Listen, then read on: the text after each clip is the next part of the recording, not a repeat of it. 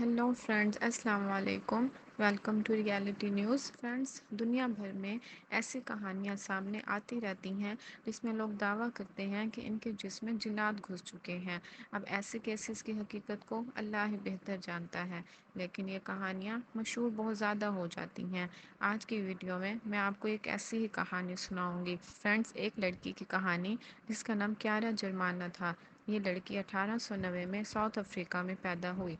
इस लड़की के माँ बाप कौन थे, इस बारे में कोई भी नहीं जानता, लेकिन जब क्यारा 4 साल की थी तो कोई इसे साउथ अफ्रीका के यतीम खाने माइकल मिशन में छोड़ गया था। क्यारा इस यतीम खाने में मौजूद एक स्कूल में पढ़ती रही। क्यारा का रवैया सबसे बहुत अच्छा था। ये लड़की तालीम में बहुत ज़हीन थी, इसलिए सब इसे पसंद करते थे। फ्रेंड्स, 1906 में क्यारा की एज जब 16 साल हुई तब अचानक से इसने अजीब व गरीब हरकतें करना शुरू कर दी। ये अक्सर अपनी क्लास में चौक खाना शुरू हो जाती थी, और जब कोई टीचर या इसकी दोस्त इसे मना करते थे तो ये इन्हें मारना पीटना शुरू कर देती थी।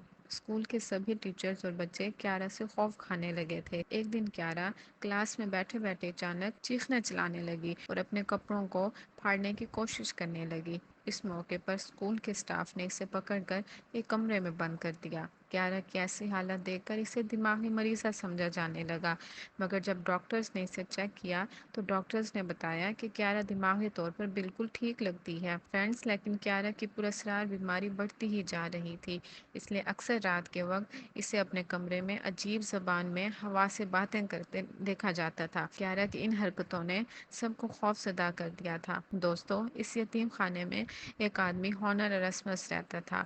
ये आदमी शैतान और जिन्नात के बारे में बहुत कुछ जानता था। एक दिन इसको क्यारा के पास बुलवा लिया गया। इस आदमी से बात करते हुए क्यारा जानवरों की तरह गुर्राने लगी, और फिर क्यारा ने इसको गुर्राते हुए बताया कि इसके जिस्म पर शैतान ने कब्जा किया हुआ है। फ्रेंड्स, क्यारा की ये कहानी पूरे शहर में मशहूर हो चुकी थी। क्यारा जिसको भी देखती थी तो इस इंसान के राज इसको बताना शुरू कर देती थी। इस वजह से कोई भी इसके करीब नहीं आता था। इस यतीम खाने में फैसला किया गया कि क्यारा के साथ एक्सोर्सिज्म किया जाएगा, यानी इसके जिस्म से शैतान को निकालने की कोशिश की जाएगी। फ्रेंड्स, एक्सोर्सिज्म करने के लिए इटली से 2 माहिर लोगों को साउथ अफ्रीका बुलवाया गया, और अब क्यारा की बाकायदा एक्सोर्सिज्म शुरू होनी थी। क्यारा इतनी मशहूर हो गई थी कि लोग दूर दूर से क्यारा को देखने के लिए आते थे। एक्सोर्सिज्म वाले दिन ये दोनों जैसे ही क्यारा के कमरे में दाखिल हुए तो क्यारा ने इन्हें देखकर ऐसी खौफनाक आवाज में चीखना शुरू किया जैसे कोई जानवर तकलीफ से चिल्लाता है। जब क्यारा पर एक्सोर्सिज्म का अमल शुरू किया गया तो कहा जाता है कि इसने दीवार पर चढ़ना शुरू कर दिया था।